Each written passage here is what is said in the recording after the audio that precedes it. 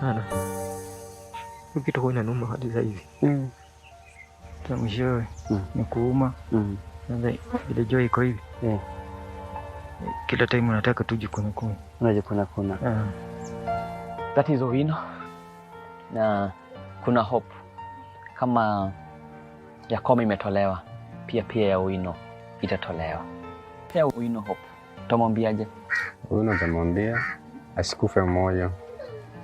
Acha mimi nilikuwa na hizo na Mungu akanionekania. Asinde kuiombea pia, tukimwombea na hivyo Mungu atamuonekania. Shukisha mzee. Hapa hakuna stage.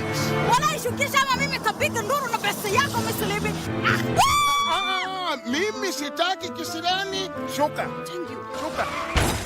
Polen. Wacha nipigia mtu wangu wa insurance akuja washughulikie. Mtasign hizi forms. In a few weeks time mtakuwa mmepata fidia yenu. Poleni sana. Kwani kampuni ya Ipima ilifungwa? Unataka kusema hatutapata pesa? Wewe na hizo unaangalia namna hiyo. Policyholders Compensation Fund PCF ilibuniwa ili kufidia wadai wa kampuni ya bima ambayo imewekwa katika usimamizi wa kisheria au leseni yake imebatilishwa. Iwapo umejaza claim forms na insurance ikakubali kulipa lakini ikafungwa, tembelea tovuti ya www.pcf.go.ke kisha ufuate taratibu za kujaza claim na utasaidika kupata fidia. Policyholders Compensation Fund, dhamana ya bima yako.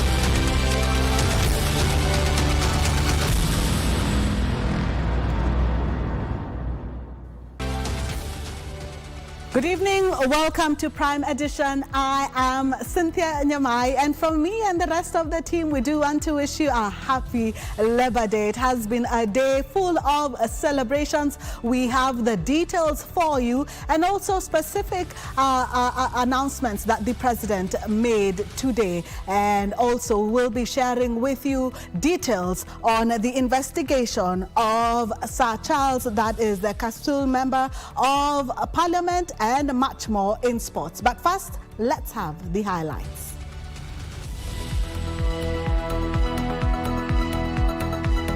Improve workers' take-home pay.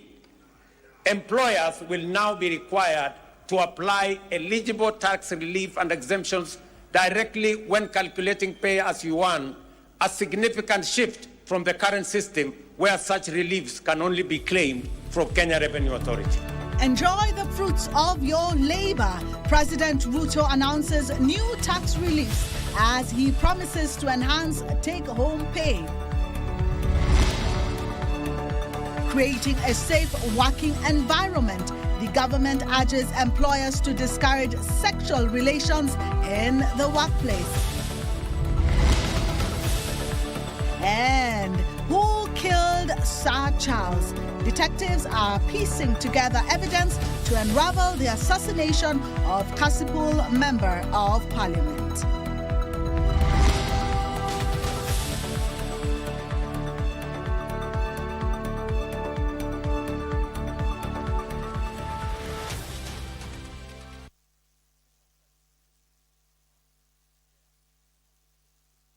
Our sign language interpreter is Lensa Odingo. And remember, we would love to hear from you. You can send us your comments also, and you can send us on our social media pages. That is KBC Channel 1, and also on my pages, Cynthia Nyamai. Now, pensioners and employees entitled to gratuity are set to cash in after President William Ruto announced a tax exemption on pension and gratuity. Ruto, who led the country in marking the 60th Labor Day celebrations in Nairobi, also revealed that employers will now be legally required to claim employees' tax reliefs while filing payee returns to the Kenya Revenue Authority. John Jacob Kuria has the details on the president's incentives for workers and businesses aimed at enhancing their take-home pay. At Uhuru Gardens in the capital, Nairobi, workers milled into the grounds to mark the annual Labor Day fit, expectant of any tax release from the head of state, who was the chief guest, to ease pressure as they labor to build the economy. The workers were hopeful of a solution to the impasse regarding the implementation of the 6% pay increase announced by the president last year, which remains elusive. And the president pronounced himself on the matter. It is not right, it is unacceptable, and I am directing the ministry to work with the head of public service to ensure that every employer makes sure that we implement the 6% increase of salary that we agreed upon last year. Well, this year he kept off announcing any pay increments. The president focused on embracing a saving culture, citing the positive impact of NSSF contributions. In just 2 years, we have mobilized 280 billion in national savings, nearly equal to what we saved over 6 decades. By end of this year, we will have doubled that 60-year figure. And by 2027, we project to have raised close to $1 trillion in domestic savings. And in what appeared to be the government's latest efforts to offer relief to workers whose pay slips appear to have been shrinking owing to statutory deductions, President William Ruto revealed the proposed Finance Bill 2025 will require employers to automatically apply tax reliefs and exemptions upfront for employees. To improve workers' take-home pay, employers will now be required to apply eligible tax relief and exemptions directly when calculating pay as you earn, a significant shift from the current system where such reliefs can only be claimed from Kenya Revenue Authority. Retirees and those due for gratuity payments will also reap more as the finance bill proposes tax breaks. We must make sure that after retirement, all workers will have a decent livelihood and they can have a good measure of pension, and also make sure that they can have monthly income coming from their hard-earned savings. The head of state says the Kenyan economy is stable and on an upward trajectory, saying they have introduced measures to ease the cost of doing business. In 2022, Kenya was the 8th largest economy. In 2.5 years, we have managed to overtake Angola, we have managed to overtake Ethiopia. Now Kenya is the 6th largest economy in Africa. In fact, it is the largest economy in East and Central Africa. The president also warned that constant political bickering risked compromising service delivery. Uchaguzi inakuja 2027. Na Wakenya wataamua mambo ya uchaguzi 2027. Kwa sasa tushirikiane, kila mtu afanye kazi mahali ameajiriwa. In the meantime, the government will start recruiting 20,000 additional teachers from January next year, having set aside 2.4 billion shillings for the exercise that is expected to improve the teacher-student ratio. John Jacob Kuria, Prime Edition. We continue with the Labor Day celebrations, where the government has warned rogue recruitment agencies and cartels in labor migration that the law will soon catch on with them. Labor Cabinet Secretary Dr. Alfred Mutua says criminals are soiling Kenya's image by exploiting a desperate youth trying to seek better opportunities abroad. Mutua spoke even as the Central Organization of Trade Unions pleaded with the government to lift the weight off the pay slip by taxing the basic salary and not the gross pay. Our reporter Joseph Wahungu has more details on this. The government has said it will get rid of bad apples in the labor migration. As more Kenyans find job placements abroad, many more are falling into the financial traps set by rogue agencies and ruthless labor cartels. And we continue to put in place measures to ensure safe and orderly and regular migration and mobility. We have started dismantling cartels who had controlled this space for years, and we will continue to do so despite their theatrics. The Cabinet Secretary also cautioned against sexual exploitation in the workplace. Mrembo akiandikwa, our sister, our children, our daughters, akiandikwa kazi, usianze kumpangia, unaanza kumnyemelea, na akikukataa unamfuta kazi, unaanza kumuharas.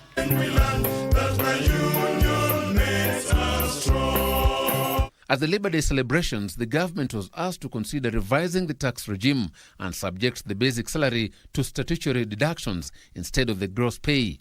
All deductions, salary deductions, statutory deductions should be at basic, not on gross, where somebody might have toiled very hard to work on overtime and he doesn't realize something. Prime Cabinet Secretary Musalia Mudavadi called for continued peace and stability in the country, citing its importance in achieving sustainable economic development. When we talk of the sixth largest economy, it cannot happen in an environment of turmoil, in an environment of conflict, in an environment of war, in an environment of political instability.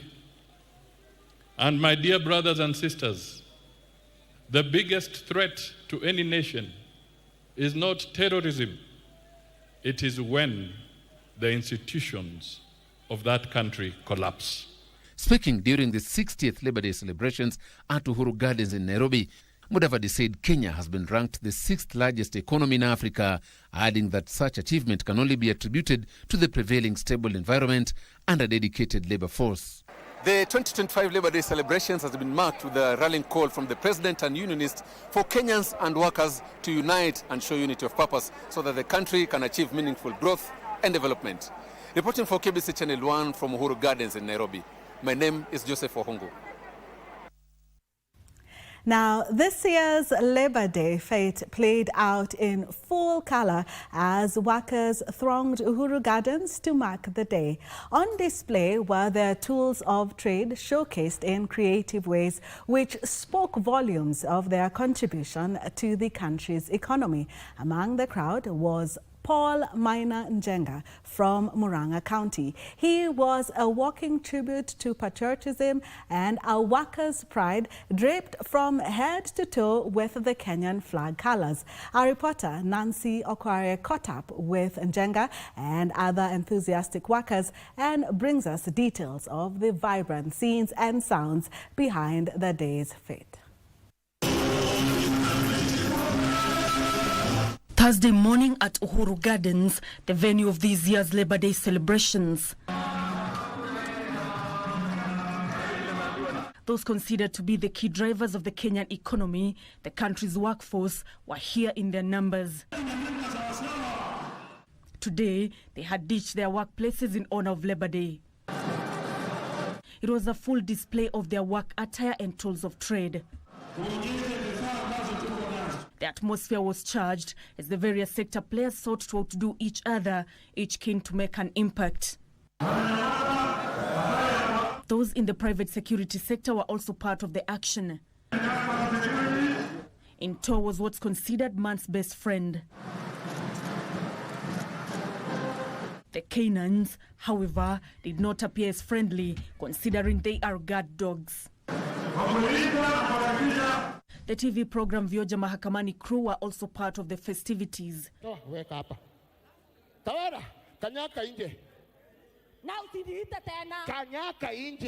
They tickled the crowd with their comedy, a reminder that creative arts can drive the economy if well harnessed.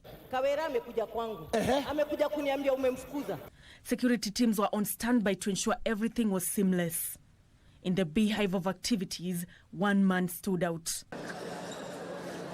His choice of outfit grabbed our attention.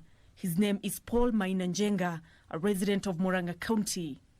He is a hawker. He narrated to us how he traveled from Murang'a to Nairobi in the wee hours to attend the fete. Niliwasili leo asubuhi, nilitoka nyumbani saa 11, nikawaziri hapa saa 1. So why the choice of the outfit for this event? Mimi vile nimevaa nafurahia sana kuwa Mkenya mzalendo, na ndivyo nimevaa hizi maguo kila sherehe. Mimi nakuanga hivi kwa sababu napenda nchi yetu ya Kenya. Hizi gumboot nilinunua nikajiandikishia. Sasa mimi nagharamia tu kwa sababu ya kupenda nchi yetu ya Kenya. Hii briefcase ndio ninawekanga hizi maguo, alafu nikifika kwa sherehe nazitoa hapo nafaa. Hizi binsi kama hii naenda nanunua najitengenezea. Sasa mimi nafurahia kufaa hivi, ndio nimesema ninakuanga na nguo moja tu kwa sababu Kenya ni moja. Katika sherehe zote mimi nahudhuria. Jenga says he has also painted his house with the Kenyan flag colors. Wito wangu ni kupenda Kenya yetu na kuwatakia wa Kenya wawe na utumilifu kiasi. After all the fanfare displayed here, the Kenyan worker is going home hopeful that moving forward, their welfare will be safeguarded. Nancy Okware, reporting from Uhuru Gardens, Nairobi. Dignitaries, union leaders and workers gathered at Uhuru Gardens for the National Labour Day celebrations.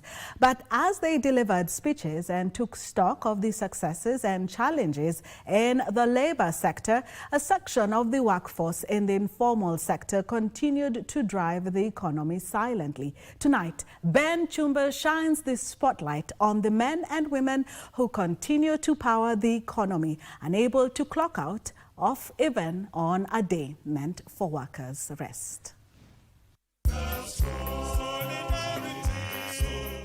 Labour Day dawned with workers gathering in solidarity to mark the day in Uhuru Gardens. Kilometers away in the bustling streets of Nairobi, it appears to be business as usual for Eric Yara. He sits quietly at his place of work, mending a pair of worn-out shoes. Atunanga mambo ya Labour Day. Lazima tuamuke. Labour Day sisi tunaionanga tu kwa TV. Kihara, like millions of other Kenyans working in the informal sector, can ill afford to take time off from work. Ukisema unalala kwa nyumba juu ya Labour Day, utalala njaa. Lazima tu uamuke ufanye kazi. From cobblers, shoe shiners to border riders, not forgetting private security guards and casual laborers, their survival depends on clocking in at work. Skipping work is not an option. Ni siku wengi wanafurahia na wachache wanaumia. Kuna wale wanajisikia mzuri, lakini kuna sisi watu wa chini tunaumia sana kwa sababu ya mshahara.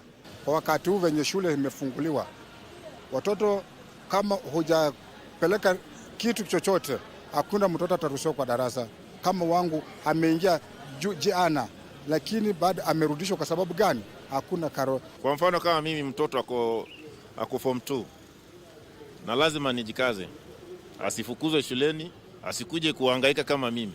While formal sector workers enjoy union representation and negotiated terms, informal workers often operate in legal limbo. But the union leaders say the problem isn't lack of structures, it's lack of participation. All sectors have unions. It's only members that have refused to join unions. My call to employees in this country is that as much as we have not done much to their expectation, what they should do, we urge them to join the unions. And I can assure you, once we come together through associations, through unions, because unions are supposed to be there to agitate and depressurize the government and the environment and everybody else to make sure the law is implemented. The informal sector accounts for over 80% of Kenya's workforce, yet few enjoy benefits like health insurance, paid leave or pension plans. The owner of that company will say that for each guard, you'll pay me 40,000. But then when he gets there, he will now pay 18,000 and save his 22,000 and make profit all the way and laugh to the bank. Some of the people who are in parliament, some of the people who are in cabinet are the owners of these companies. So they frustrate these laws. Many operate outside formal structures, unregistered, unregulated, and often unprotected. Union leaders say this story can change. Where we have collective bargaining agreement, as per Section 41 of our Constitution, then the workers are secure to make sure that the workers are purely under terms and conditions of what they are expecting to be done. The only area that I would talk about that has not been visible is the digital space. The digital space where the people are working from homes, you don't know who the employers are. Back on the streets, Eric Ihara has picked up another shoe. He continues to sew one stitch at a time, taking pride in his work even without recognition, the silent laborer whose contribution is only known to the wearer of the shoe. Sisi informal sasa ni kujituma. Naamuka unapiga hesabu yako vile utakula, rudi kwa nyumba. Mambo ya kusema tutaanza kutegemea serikali, hapana. Tutajifunia kweli kama rais atatukumbuka kama waajiri. Atuongezeko kitu kulingana na economy ya Kenya venye iko sasa. As Kenya's workforce shifts toward digital jobs and informal employment, the question that lingers is who celebrates or speaks for those behind the scenes. Such as the silent cobbler who stitches our shoes, the guard who opens and closes our doors and gates, the tailor who sits behind the sewing machine to repair the holes in our outfits. It is a question whose answer remains elusive, with the laws doing little to address the rights of this group of laborers whose contribution is immense to the economy, but they can hardly afford to clock out of work. Today, Kenya celebrates Labor Day, a tribute to hard work and sacrifice. But behind the parades and the speeches lies a quieter truth that for many, there is no work to celebrate, no salary to earn, only a stubborn hope that tomorrow may be different. Ben Chumba, Prime Edition. Just who killed Kasipul lawmaker Charles Were? Well, we have that story for you and much more coming up after the break.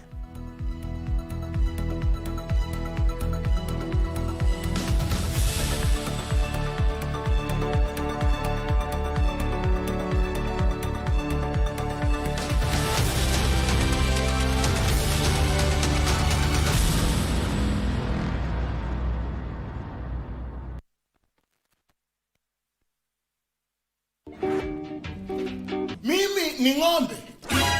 Mimi ni ng'ombe. Wewe ukijiangalia wewe naona kama wewe ni nini?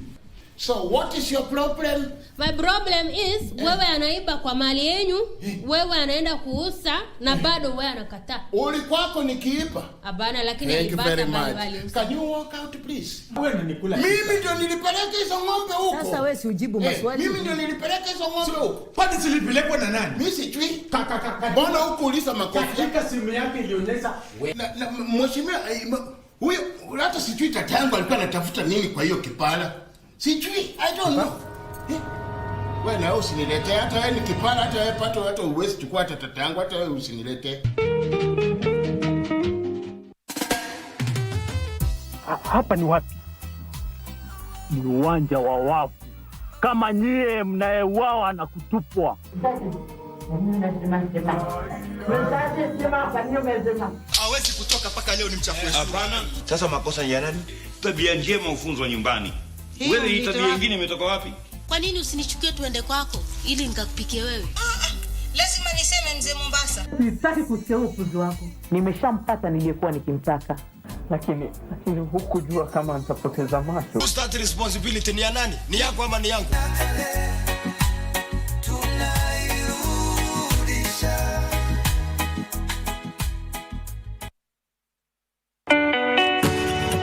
Je, umewahi kuwa na deni ya KRA Basi usiwe na shaka, KRA wakishirikiana na KBC wamekuandalia roadshow murwa kabisa. Jiunge nasi tukufahamishe kuhusu KRA Tax Amnesty Program na jinsi utakavyoweza kusamehewa adhabu na riba na KRA. Pia tutakuwa tunakusaidia kujaza fomu za kodi za mwaka 2024 na kukusaidia na huduma za KRA kwa mtaa wako. Jumatano tarehe 7 mwezi Mei tutakuwa maeneo ya Thika Road, TRM, Mombasa Road, Pipeline, Bahati, Kariobangi, Buruburu Shopping Center, Fedha, Kayole, Dandora, Mwiki, Kasarani, tumalizie Roysambu.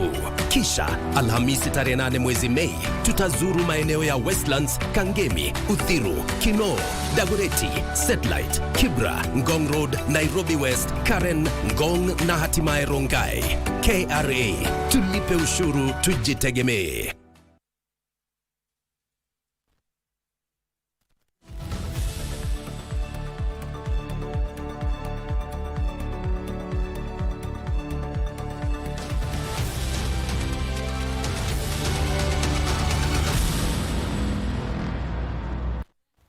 Welcome back. The country is mourning the death of Kasipul lawmaker Charles Were, who was shot dead at the city mortuary roundabout in Nairobi in what is being described as a cold and calculated murder. As homicide detectives combed through evidence, members of parliament flocked to his Nairobi home to condole with the family as burial preparations kicked off ahead of the burial slated for May 9th.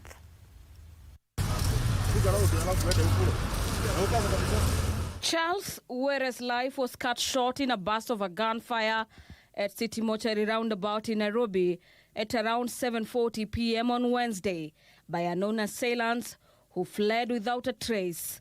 Hours later, tributes have been poured in for a man who has been remembered by his colleague as a calm, respectful and free of political enemies.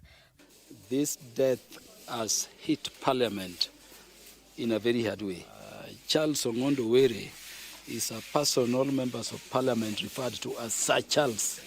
So honorable, no conflict with anybody, always very lively. And he was a second-term member of Parliament. It is disturbing, quite disturbing in mind and in soul, and especially as parliamentarians whom we were with, Honorable Sir Charles Ongondo Were, up to 7. Let me say I was with him up to 7:15, not actually 7 only. And within less than 20 minutes, you hear and read on social media that is no more. I think the question in everybody's mind is who did this and why did they do it? I think that is the question that everybody is asking, including back in his constituency. So people would like to know answers. So we are giving the investigative authorities time to do their investigations, but we hope that they will leave no stone unturned. Following his death, Parliament has appointed a committee led by Homa Bay Town Member of Parliament Peter Kaluma for the final rites preparation. The death that our brother Sir Charles Ongondo Were has faced is the most untimely, the most unexpected kind of death for a leader. The request we would make is that justice be done. That is the request we'll continue to make. Let us know ultimately how and the circumstances leading to the casual manner in which the Honorable Charles Ongondo Were was killed. At his Nairobi home, mourning tents are up. Family, friends and his constituents have begun the burial preparation, even as they grapple with the pain. Sir Charles has left us a big gap. He has been a gap. He has been a fellow of the family. He has been an advisor to us.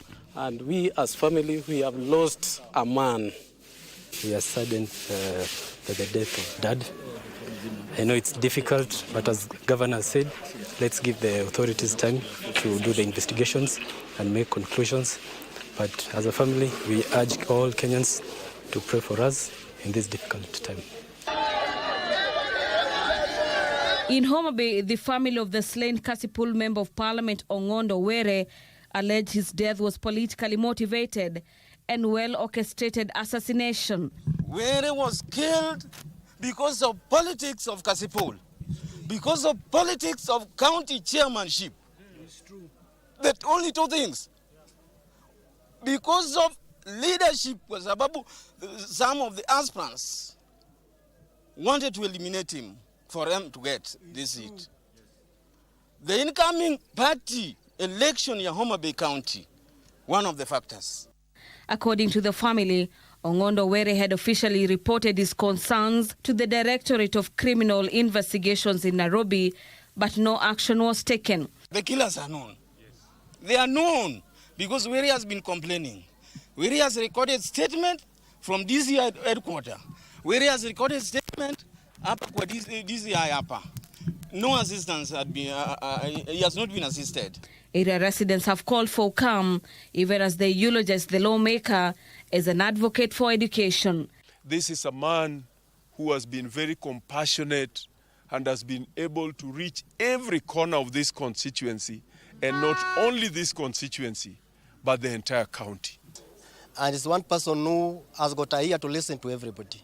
He was the best person, the best MP we have ever had in Kasipul. The second-time lawmaker will be buried on the 9th of May 2025. For Prime Edition, I'm Gladys Mungai. Our sincere condolences, even as we continue with a story where the National Police Service says preliminary investigations revealed a fatal shooting of Kasipul Member of Parliament Charles Were as was premeditated and executed with precision. The Inspector General of Police Douglas Kanja said the shooting at City Mortuary roundabout Wednesday night is currently a matter of active investigation. So far, no one has been arrested. Our reporter Abdiaziz Hashim traces the last steps of the lawmaker before he met his death. It is exactly at 7 p.m. on Wednesday when the late Kasipul Member of Parliament Were left these gates of Parliament in what proved to be his last session of the 13th Parliament before the National Assembly proceeds to a one-month-long recess. There are two viable routes that the late Kasipul MP Charles Ong'ondo Were could have used after leaving the premises of the August House. The first, driving through Parliament Road to Kenyatta Avenue, through Valley Road all the way to City Mortuary roundabout. The other could be Parliament Road through Haile Selassie Avenue on Gong Road up to the City Mortuary roundabout. What was certain was that the legislator in a white Toyota Crown vehicle with a number plate KDM 783A was followed by unknown suspects on board a motorcycle. Not knowing what will befall him, the lawmaker alongside his driver and bodyguard was caught unawares. It is exactly at 7:30 p.m. yesterday night where the white Toyota Crown that left Parliament at exactly 7 p.m. reached here at the City Mortuary, where gunshot sounds could be heard in various key installations around the spots, including the City Mortuary, Daysay University, the Kenya Medical Training College, and the Nairobi Hospital. The incident, which did not last for more than 5 minutes, saw the driver as well as the bodyguard of the late legislator whisk him away to Nairobi Hospital via this route. It is at the Nairobi Hospital where he was pronounced dead on arrival. The suspect fired several bullets, perhaps meant to eliminate any chance of survival of the legislator, before jumping onto the motorcycle and speeding into the darkness. This will spark a series of events as detectives combed through his car and reenacted the crime scene. Inspector General of Police Douglas Kanja, who was at the hospital and Lee Funeral Home alongside DCI boss Amin Mohammed, affirmed that a manhunt for the suspects has begun, citing the incident was premeditated and well planned. In February this year, the late Kasipul legislator, in an interview with KBC Channel 1, said his life was in danger. In a funeral in Nyatindo, immediately I arrived there before even praying. One of the notorious criminals who comes from Kachin called a boy stated that I will not talk there. No suspects have been apprehended so far as investigations continues. Abdiaziz Hashim for Prime Edition. We will be following up that story for you. Now, autopsy results of the 5 people who lost their lives earlier this week in Ongata, Barikio, Narok County during a land protest have confirmed that all died from gunshot injuries. This as members of the Ongata Barikio Cooperative Society insisted that the controversial land legally belongs to the local community. Monday, a deadly protest erupts in Angara, Barikoi, Narok County over a piece of land. The protest pitting the locals and security officers.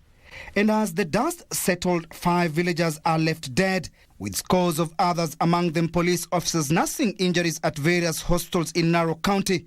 Amewawa akiwa anapalilia mahindi kwa shamba na amestukia tu maaskari wanaingia na kufamia watu wetu kwa shamba bila sisi kujua ni nini naendelea. Thursday, an autopsy of the 5 victims done at St. Joseph's Hospital confirmed that the 5 succumbed to gunshot wounds. The post-mortem revealed that the impact of the bullet was evident on the stomach and heads of the victims. We have confirmed from the autopsy that all the 5 were killed by gunshots. 3 of them gunshots to the head and 2 of them in the abdomen. And it's really unfortunate that Kenyans continue to lose their lives in this manner. Haki Africa Executive Director Hussein Khalid, who was present, called on the Independent Policing Oversight Authority IPOA to thoroughly investigate the matter and take action against those responsible. We are asking IPOA, we are asking all relevant authorities to ensure that the police officers responsible for these killings are held to account. Too many lives are lost, no one is held to account, and that in every kind of way perpetuates impunity. Tunaomba serikali watupatie haki yetu, walinde sisi na mali zetu, sio sisi kuuawa. Mungu tuishi kule kwetu, tulianza wazazi wetu waliishi miaka ya 54. This comes as members of Ongata Barikoi Cooperative Society accused politicians of inciting the locals. The groups further insisted that the land in question legally belongs to the local community. We call upon the government to take swift and decisive action against those who incited violence, regardless of their political or social status. The integrity of lawful land adjudication processes must be protected. Na sisi tunasema mchana kutoka asubuhi mpaka jioni, from January to December, you come from north to west, south to north, the land belongs to the members of Ongata Barikoi Farmers Cooperative Society.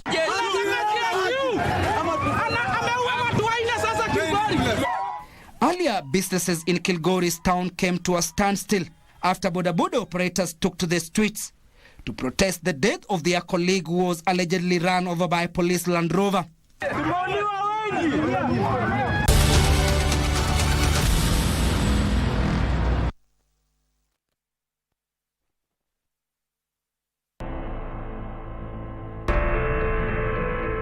Madam! Pick up your phone, please. No one tells me what to do. Nini kinaendelea huku? So why will he respond to your WhatsApp messages and not our calls? Bigi ni msemo refu sana, but bibi yake ni fala. Why are you giving me an attitude? What attitude? I don't have an attitude. Then why are you behaving like that? I don't like the way you talk to me like you talk to other girls out there. I'm your wife. Nothing is as it was before now, is it? What are we toasting to? I know nothing. Differently. We do not have a special society. You know. So it has to start with us. We still have a large number of people who doesn't know the rights of persons with disability. We still have a large number of people who are not exposed. Parents and guardians, they are still hiding persons with disability. Nimekuwa na challenge moja tu ya kumpeleka shule. Juu shule yenye ameitwa ni huko Kilimani. Ukimpeleka shule za huku anakuambia wataki mtoto haoni. Juu ati tukimweka huko kwa class ni kumpotezea wakati. We want to get rid of those areas and the normal way people look at people with disabilities, the way they judge them. Differently.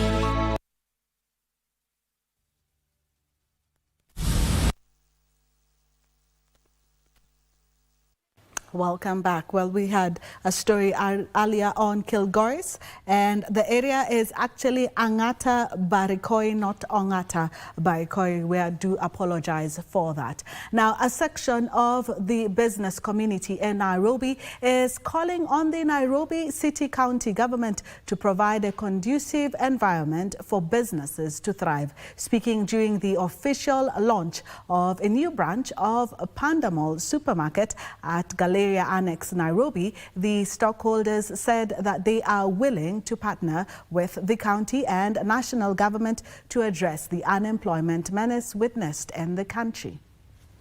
More than 400 youths will benefit from the new venture at Panda Mall, even as they urge the government to speed up efforts to ensure youths who complete their studies and graduate from different institutions within the country are absorbed at the same time. They challenge the youth not to be dependent on white-collar jobs, but to focus on venturing into entrepreneurship.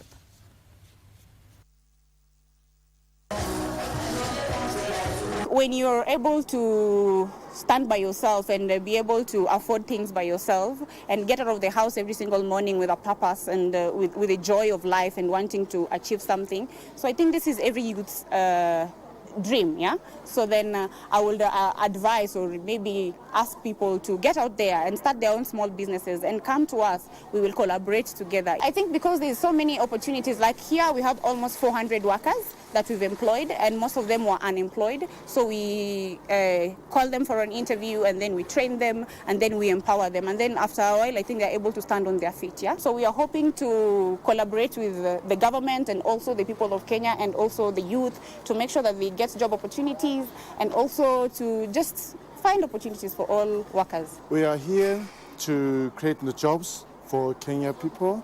So we're here to also help support the local manufacturers. Also, we're here to help the small businessmen. That's what we are doing here now. The Kenya people are very friendly. I feel they're welcome, and I feel very safe here to compare with other Africa countries. Construction of a modern market under the economic stimulus plan in Chogoria Mara constituency, the Tharaka-Nithi County, is nearly 50% complete. The market, designed to accommodate at least 400 micro traders, was launched by President William Ruto during his recent tour of central Kenya. Our reporter Aidan Ibrahim gives us details of the ongoing works at 112 million shillings modern market. The story is voiced by Joseph Wahungu. Chogoria Market in Tharaka-Nithi County. Masons are hard at work as construction of the ultra-modern market, expected to house micro-traders in the region, begins to take shape. It is a facility that traders say will change their way of business after years of selling their wares in an open market under the scorching sun and in some cases in pouring rains. Mimi nahangaika sana nikiwa pale na mtoto juu tunatandikanga chini. Hatuna mahali pa kuwekea kitu. Mimi nimefurahia sana sana sana juu hapa kuna ndekea, kuna store mahali pa kuweka vitu. Ukikuja na mandizi yako unaibisha, unatoa ikiwa fresh. Sisi sio kama kina mama. Kina mama wanaweza kukimbizana na mvua. Mara wanapack, wanatoa, wanarudisha. Mvua kukikuja kajua kidogo ndio wao wanafanya. Akina mama wanawezana na hiyo kukimbizana, lakini sisi mayouth huwa tunachoka haraka sana. Their interest in the market evident as they keep track of the ongoing works. The traders, mostly women, have organized themselves into groups and often pass by the construction site to assess progress in anticipation of its completion.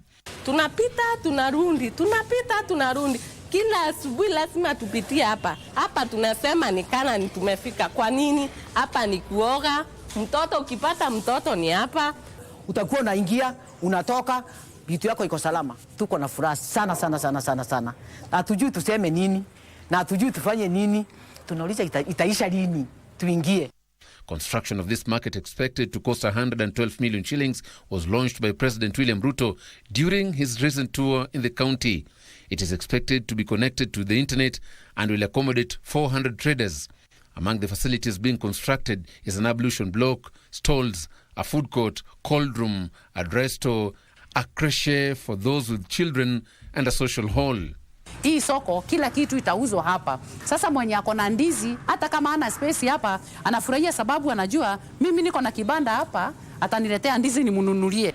Mayuth hawajasaurika, tumewekewa cyber cafe iko hapa, internet, wifi, kila kitu iko hapa. Ukiingia kwa hii soko unasahau na mambo na data.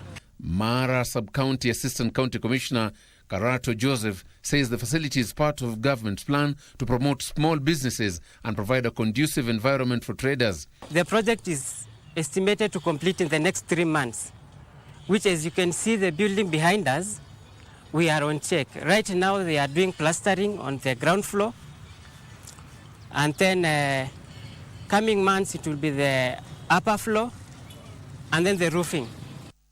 The market is expected to spur economic development in the region. It is said one man's trash is another man's treasure. This phrase rings true for a group of eco-driven entrepreneurs. The group is harvesting the invasive water hyacinth plant, considered an eyesore that is choking Lake Victoria, to manufacture animal feeds. This way, they are protecting the lake, feeding livestock and fueling profits. Achola Simon has details of how the fisherfolk communities appear destined to turn the tide and their financial fortunes. Troubled by a constant plea to rid the lake of the invasive water hyacinth plant blamed for upsetting the fishing patterns and fish stocks in Lake Victoria, Norwegian Gunnar Froho partnered with local eco-entrepreneurs to develop a sustainable solution to the problem. Lake Victoria Green Initiative is to ensure that we maintain the green nature of our environment. And harvesting water hyacinth from Lake Victoria is going to help take care of the lake, the transportation in the lake, the fish life and all that. And above all, livelihoods are changing. We are creating jobs outside there for the people who don't have jobs, and also making life a little bit better for farmers. The whole plant can be used to make fertilizer. Those who make handicraft products and bioethanol, they use only the stem. The leaves are very good, very rich in protein, and can be used as an ingredient for feeds for most all kind of animals and even fish.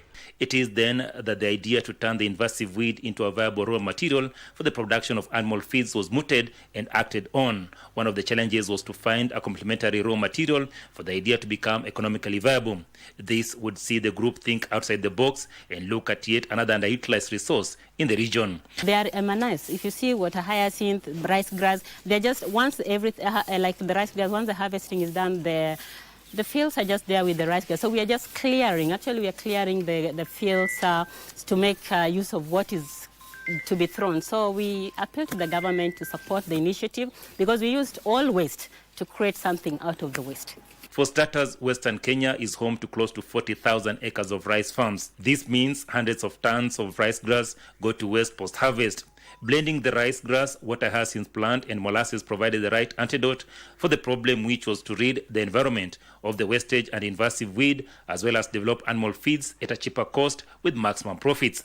What's great about this is not necessarily the price or the nutritional content, but that it is a product mostly made from raw materials that otherwise cause problems and or are partly treated as waste. The country coordinator of the project, Beatrice Atieno, says the animal feeds are affordable compared to conventional feeds. They view this initiative as a solution to ending frequent fights over pasture amongst pastoralist communities, as well as providing an alternative source of income to the fisherfolk. Of course, if we achieve large and continuous production, it should also be a goal to get a fodder trail to arid areas. But remember, we do not only want to make animal feed, we also want to stimulate and facilitate the production of energy like bioethanol and fertilizer. To upscale it, we'll need grants, we will need money or maybe investors to come and help us. at the umbrella of Lake Victoria Green Initiative. As I explained, it's 3 products. So fertilizer, they're getting frustrated because of the funding. It stops everything. At bioethanol, things get stopped. And at the feeds level, as we are seeing, it can get stopped if you don't get money to upscale it. Atola Simon, Prime Edition, Kisumu County. The lorry driver who was killed by bandits a week ago along the Marigat-Loruk Highway in Baringo County has been laid to rest. Paul Kipchirchir was laid to rest at his home in Kiptur area in Mogoito constituency. This and other stories in our county news roundup. A dark cloud engulfed the home of Paul Kipchirchir at Kipkitur area Mogoito constituency of Baringo County as he was laid to rest.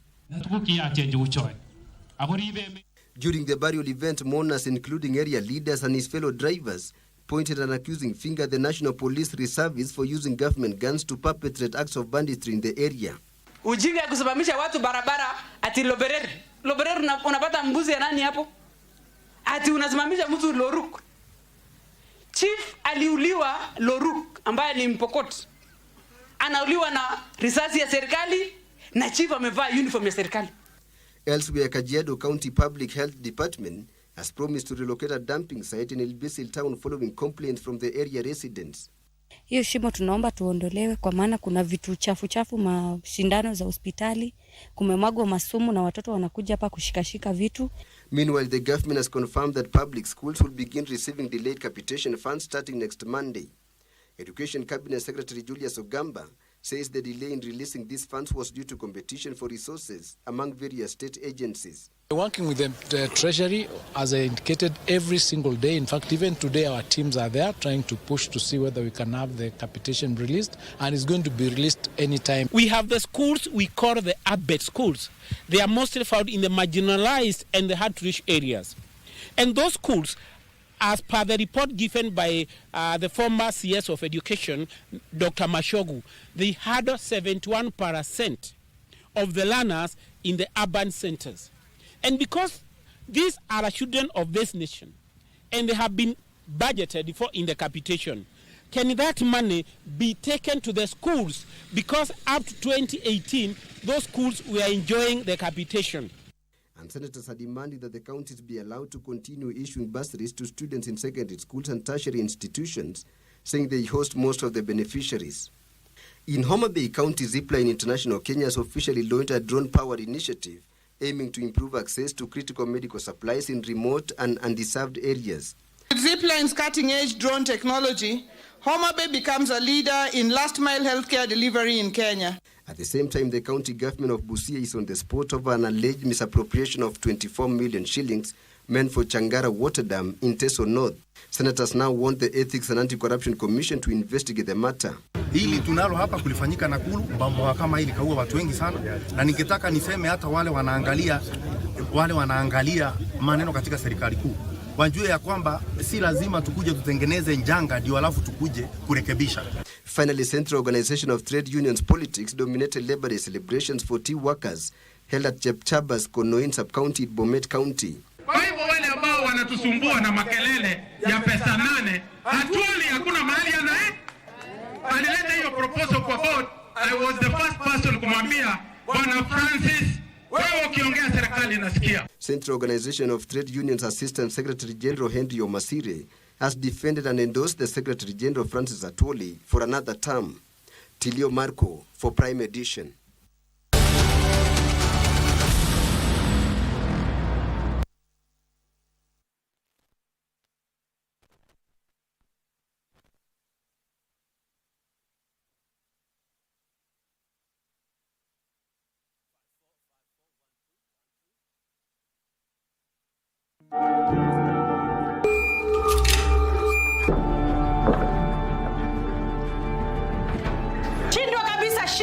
Shindwe. Drama inatoka wapi? Utajijulia mwenyewe. Ako wapi mwayo ndawazimu?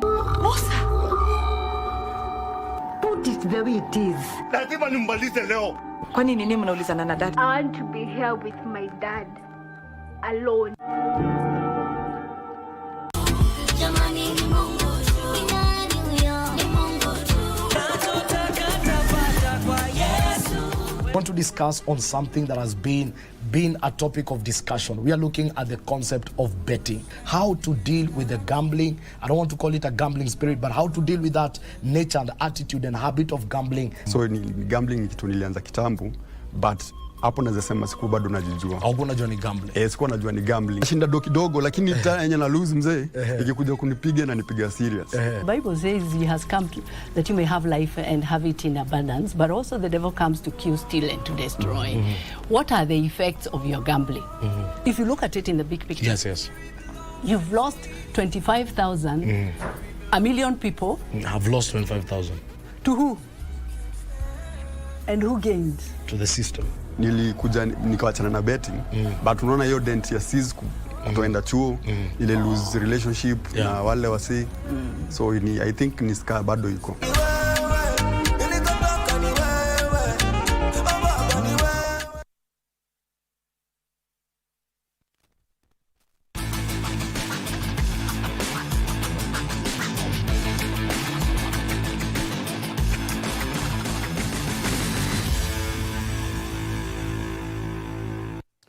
And thank you for joining us. It is time for the latest from the world of sports, hoping that your Labor Day did come along well. I'm Bernardo Kumu.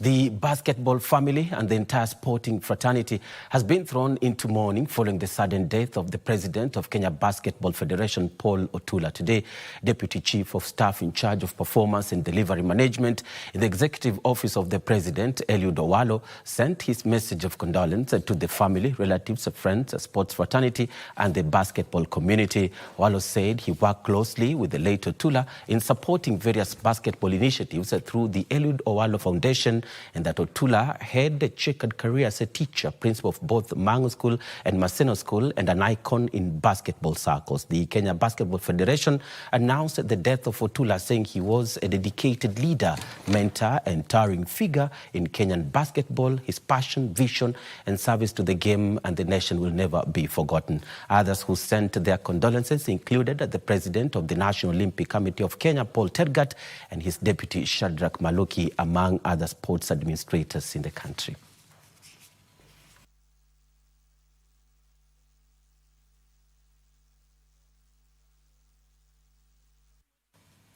And may Otula's soul rest in peace. Moving on, Gor Mahia, Murang'a Seal and Nairobi United are through to the semi-finals of the FKF Cup at the expense of Kariobangi Sharks, Ulinzi Stars and Kakamega Homeboys respectively.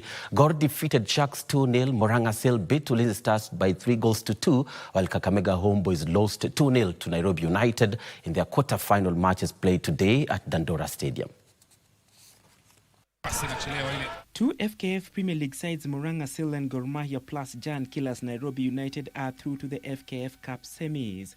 Gor Mahia defeated Kariobangi Sharks 2-0 in the quarter-final tie played at Dandora Stadium. The game came after Nairobi United had sent Kakamega Homeboys packing with the same scoreline on the same ground. Murang'a Seal defeated Ulinzi Stars 3-2 in the third quarter-final.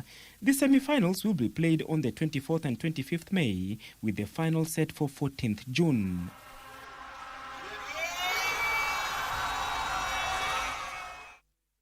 Still on soccer, KCB head coach Patrick Odhiambo is hopeful his side will collect maximum points when they play 15th place Talanta FC in the FKF Premier League clash at the Dandora Stadium tomorrow, Friday afternoon. It will be one of the two matches on schedule, with the other featuring Sofapaka against Mathare United. KCB have their eyes set on a move up to 5th position from 7th on the FKF Premier League table with a win against FC Talanta on Friday afternoon. The Bankers lost 2-1 to league leaders Kenya Police last weekend, leaving them 7th in the standings with 41 points after 28 matches this season.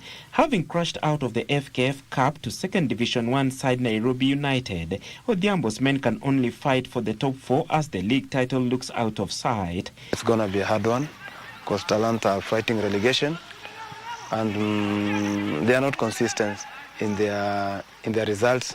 Sometimes they win, sometimes they draw, sometimes they lose.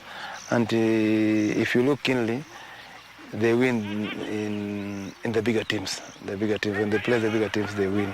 Defender Nation Alembi and striker Philemon Nyakwaka are set to miss Talanta's fixture due to illness. Preparation tuna prepare poa. Ukiangalia last game at least tulianza kufunga wa kwanza. Na feel game ilikuwa more intense na tulikuwa tumeprepare vizuri. Kwa mimi na feel game ya kesho pia najua tutakama out victorious due tuna prepare poa venye wanacheki mazoezi yetu ya leo. Goalkeeper coach Samuel Koko and Manzur Okwako are also away with the Kenya under-20 side in Egypt for the under-20 Africa Cup of Nations tournament. Brian Olango will start in goal while Kevin Okumu, Nation Wekesa, Maurice Owino and Hanif Wesonga will feature at the back line. In the midfield area, Michael Mutinda, Dennis Maruti and Derek Otieno are expected to start. Kinyanjui James, Danson Kiprono and Patrick Otieno, who has 2 goals in his last 2 matches, will lead KCB's attack. The second game on Friday will be between Sofapaka and Mathare United. And the 2025 edition of the WRC Safari Rally attracted over 400,000 spectators, the biggest attendance since the event returned to the Global Championship in 2021. According to the Safari Rally CEO Charles Gasheru, besides thousands of local fans, rally enthusiasts traveled from neighboring Uganda and Tanzania and also from as far as Finland and Estonia to cheer their favorite drivers in this year's edition. Toyota Gazoo's championship leader, Welshman Elfyn Evans, took the coveted crown ahead of Hyundai Motorsport duo of Oitanak and world champion Thierry Neuville, who rounded off the podium in that order. The WRC Safari Rally is one of the most legendary and demanding events in the FIA World Rally Championship. Celebrated for its rugged terrain and breathtaking Kenyan landscapes, it draws top international rally teams and motorsport fans from around the globe.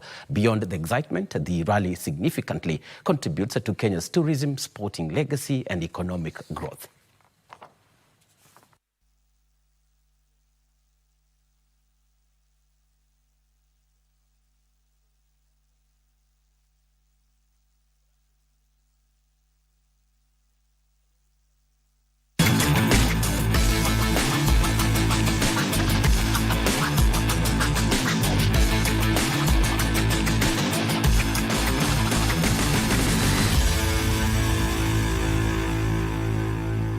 Well, and that's it from me. Thank you so much for watching. But remember that the Rising Stars began their quest for the continental glory. That's in the Africa Cup of Nations under-20, and they are currently playing Morocco. It is 1-1 at halftime. We'll give you the full results in our bulletins tomorrow. But that's it from the desk. I'm Bernard Okumu. Have a lovely evening.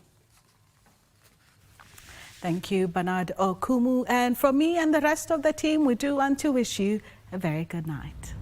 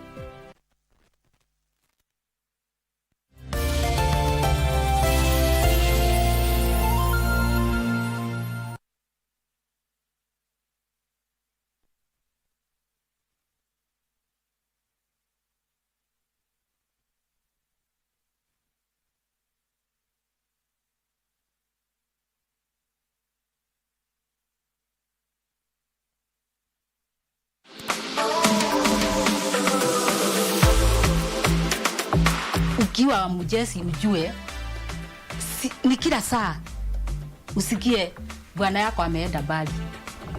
Kwa hivyo unakaa roho gumu.